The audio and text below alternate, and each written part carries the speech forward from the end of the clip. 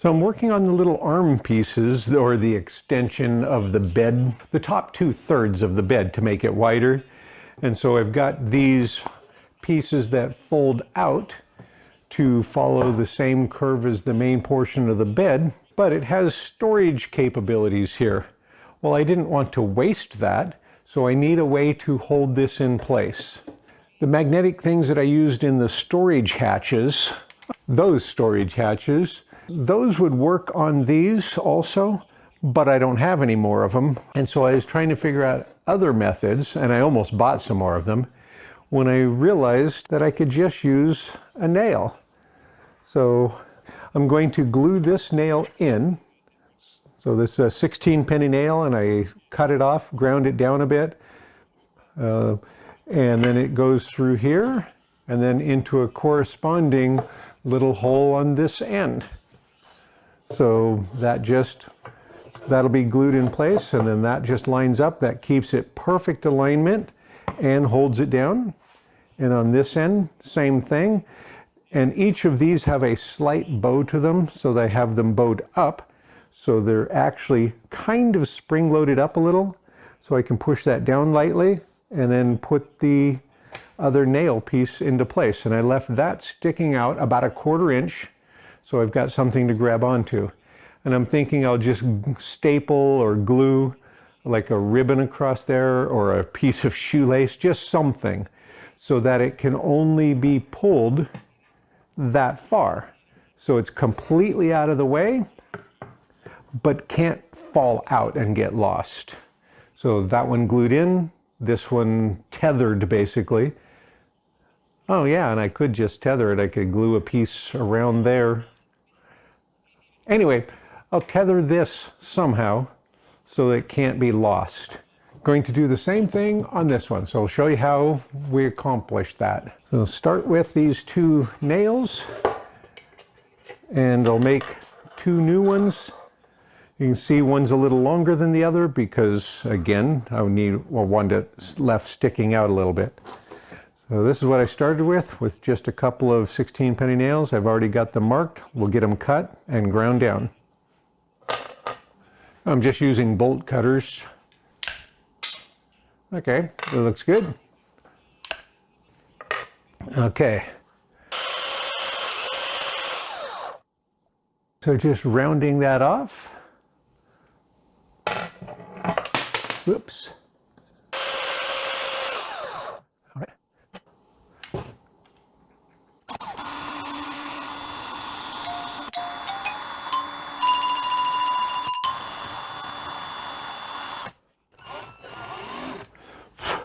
Just shining up that nail. I'll do the other end of it.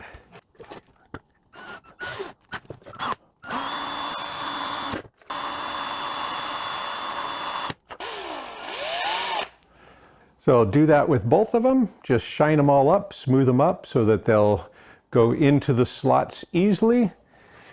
And that should be, I could use either one on it. Perfect. Ah, come on. Now, do the same thing to the other one and we'll be right back.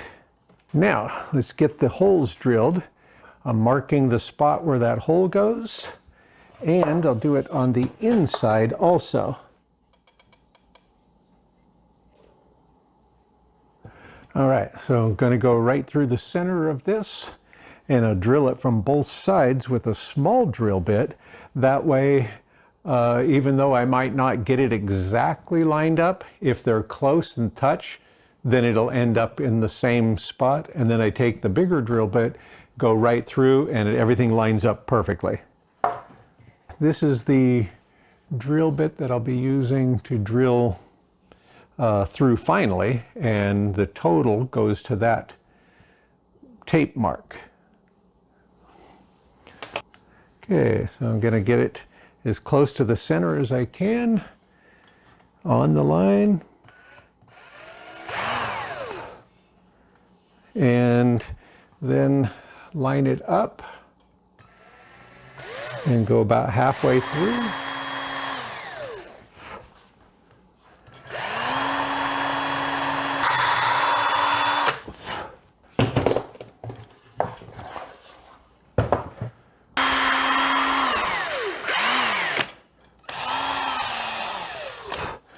Okay, so that gets it through at a smaller, and as I said, they might not be perfectly aligned inside, but they did make it through. Now when I use the bigger bit, it will be lined up all the way through. First, I'll drill through this.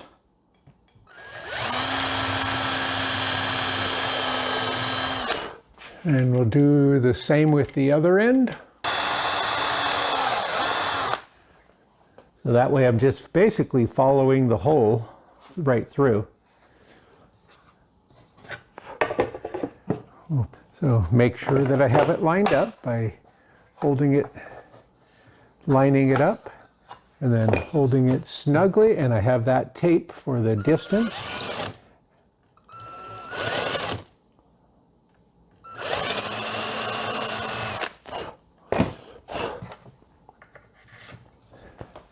And that's it. So we have the small amount of piece sticking through. All right.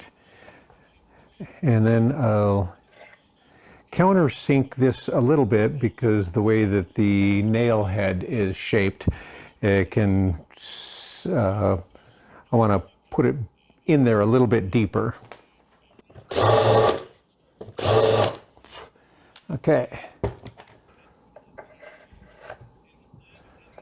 So my plan is to glue those in place, and I could still shorten that a little bit, but that looks good. And I will go ahead and bevel that out just a little bit.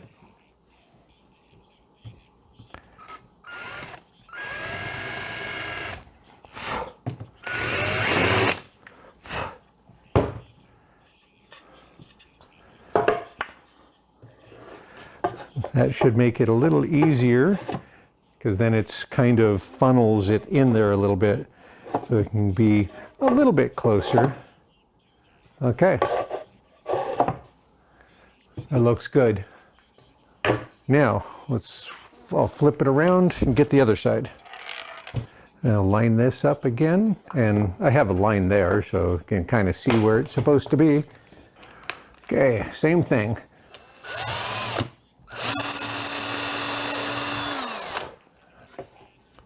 So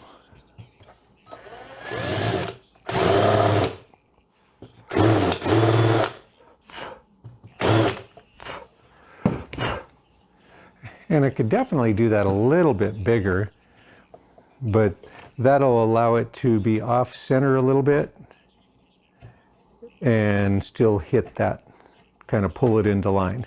So that's my thought.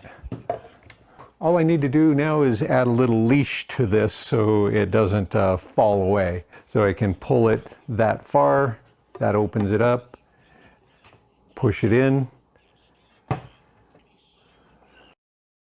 I'm going to just epoxy these in. I don't need very much, so that'll be plenty, because I just want a little bit on here, and then that'll hold it in place.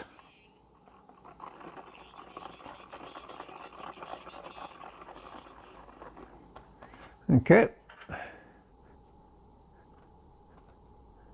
I'm just putting a little on the end there, kind of spread it down a little bit.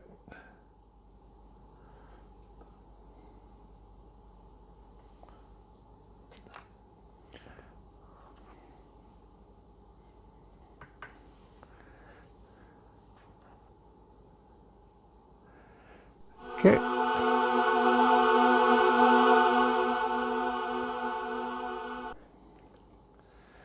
All right. So I got that side piece on now. Now we've got a lid on it. We can put stuff in it and still go through the whole motions. It's not screwed on at the moment, but that's where it goes. The net is in place. Got plenty of storage on each side that we could use. This could be good for a pair of shoes on each side, or maybe a rain jacket, or I don't really know what we're going to put where yet. That will happen when we start doing it. So this will go on the other side. I still need to take the main section out and add these, because these will be the support for that. These go underneath, and then slide out into position. And I don't think that's going to be a big deal. I think I'll just use some metal and bend a little piece for it. Anything else that I can do today? Finishing up on these track pieces. So these are those supports for the head extension area, and they just slide out through the holes that I cut. And I've got it marked out where I want them to line up so that they support the piece on the outside where I want it and miss most of the stuff. So I just took some sheet metal. It was a roll of sheet metal that was for like gutters and things and the roofing valleys and things. So it's just a piece of galvanized metal I had left over from other projects. And I cut it into strips this wide. It was already this long, or actually it was this wide, so I cut it this long. And I put the marks on it where I'm going to cut it, and then cut it out and bend it. And then this one's going to end up right here. So I need to cut that end of it at the angle. And I have these ends cut for folding. So we'll go ahead and cut this piece first, because then I can mark for where it interacts with that, the framing.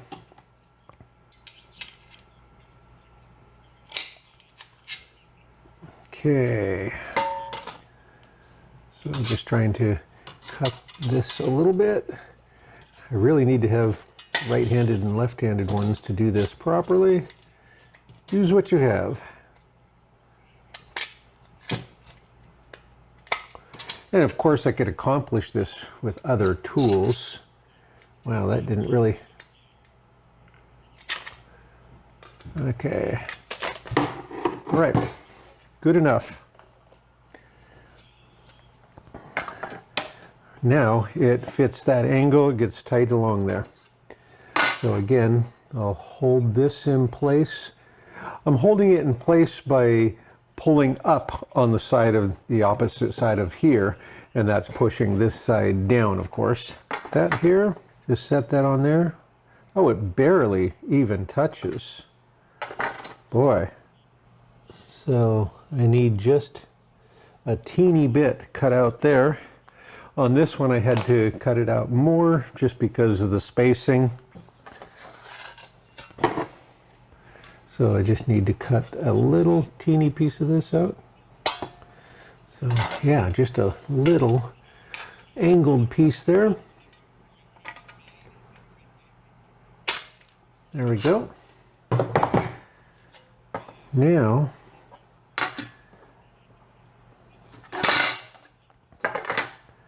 there we go. And that's where I want that to be screwed down. I'll go ahead and use a little bit of tape to hold it in place. I'll get the screws in there pretty quickly. Oh, I'm too soon. I forgot to finish that.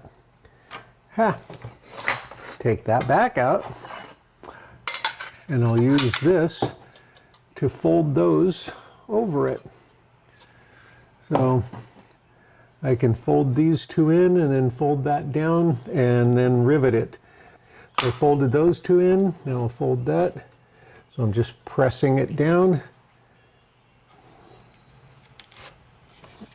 Okay, and then I could put a rivet in there. I did on this one. I didn't on this first one because I forgot. So I'll go ahead and drill through that and put a rivet in there. Okay. If I had a rivet tool that was narrower, I'd go from the inside.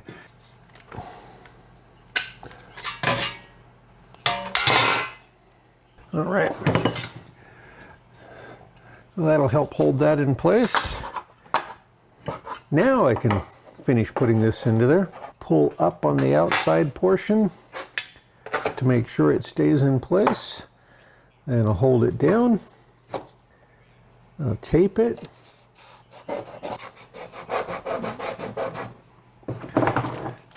And snacking on stroopwafels, which are really, really good. And you get the Costco box of them. There's like 40 of them in a box. I'll put that aside though.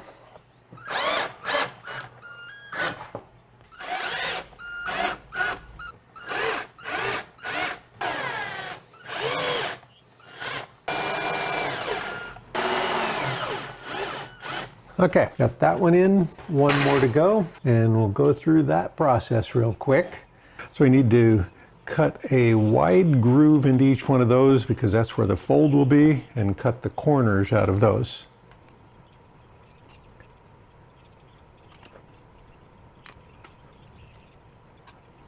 Okay.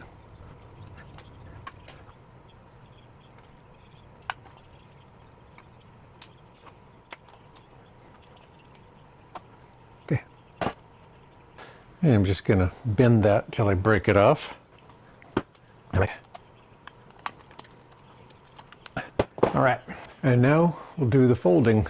We'll finish folding that piece of metal so that it'll act as the guide for that 3/4 by 3/4 oak piece, and we'll get that installed. I'm going to get these middle two folds to make it into kind of a U, and then we'll fold those out to flatten it out. So we'll start with those two, and I just have this old cheap bending brake. I don't even know how long I've had this, but it's very lightweight, it's small, but it's been good enough to accomplish what I want. But anyway, this is what I've got, and that's what I'm going to bend this with. Line this up. So I got it lined up on that line. Fold this up. So just about 90 degrees.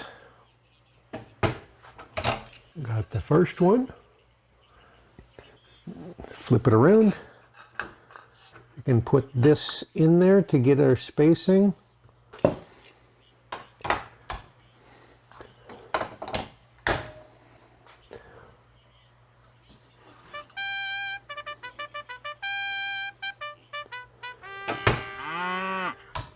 Okay.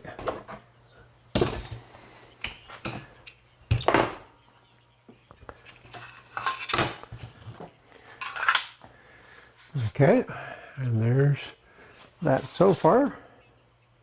And then I can use this to line it up so I can push this up against there. Again, like I said, I don't have much of a, I mean, this isn't much of a good tool, but it does the job. It lets me fold this well enough to do the job.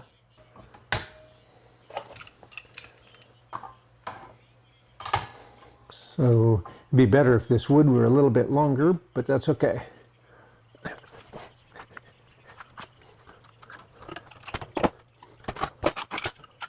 Okay, so I've made this so that it's slightly bigger. So again, it's going to slide in there.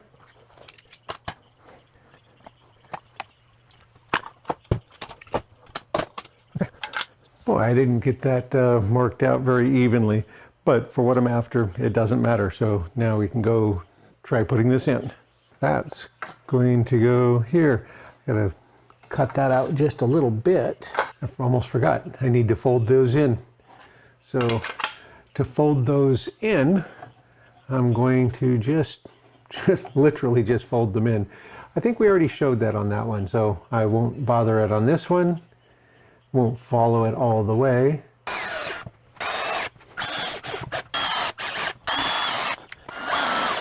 So all of those are in there now, and then these, and of course this is upside down still, but this can be pulled out, and then that will support that extension, which will add that amount of length to the bed area, which is what I need. And the other side kind of needs that because the shelf is at the feet area and shortens that up. But that way it gets us the length that we need. But that encroaches on the front seats, so it doesn't let me put the seat far enough back for driving. Well, then I can push these in, and then this would fold up, and it folds up, and so that moves it out of the way. And I could kind of sand a groove in there to give it something to grip on easily. I'm going to trim these off a little bit, and I'll round them. So then when this is in the bed position, then that gives me a 4.5-inch extension on there in comparison to not having this. And this gives me plenty of support for that. So I went ahead and cut these off a little bit shorter so that basically they don't really stick out past this piece. And then just use the sander and put a little bit of a dip in each side, and that makes it easy to grab onto to pull them out for use.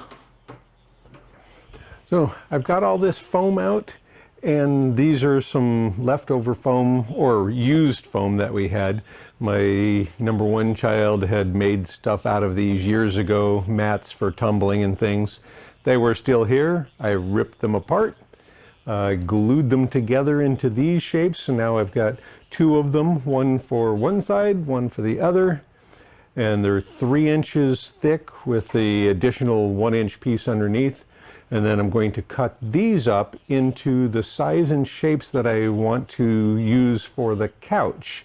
And then I'm going to have them upholstered into one foldy thing that can be our couch area cushions when we're using it for all the driving time, all the sitting time.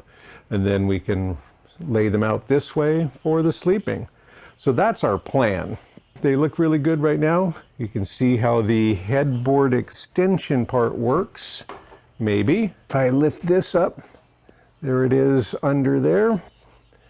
That adds about 4.5 inches of extension, moving the seats forward, and then you get that extra space. That's what we'll be doing next, is cutting them into the pieces. So I want to end this video with kind of showing how the mattress pad couch cushions are configured right now.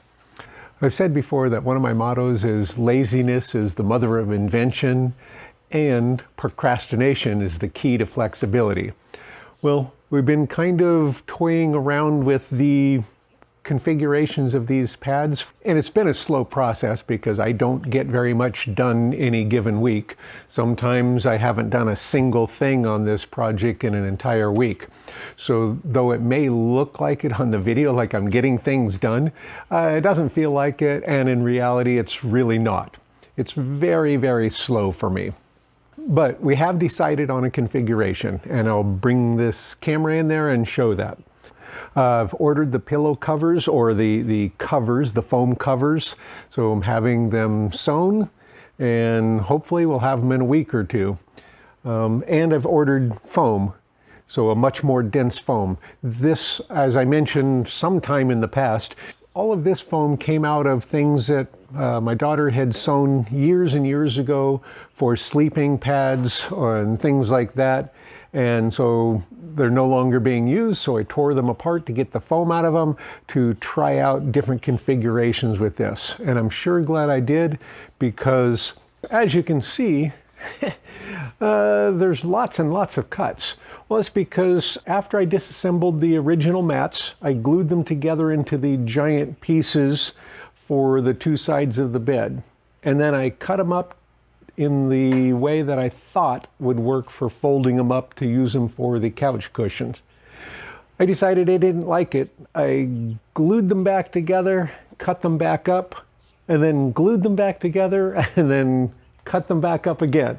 So this is what we think we're going to go with. In fact, this is what we've ordered covers for. So we're going to try it this way, and we'll see how it goes. So there'll be a total of 6 pieces. So 2 big pieces and then an end piece. That will allow us to take these bigger pieces, and that will make the cushion for the couch.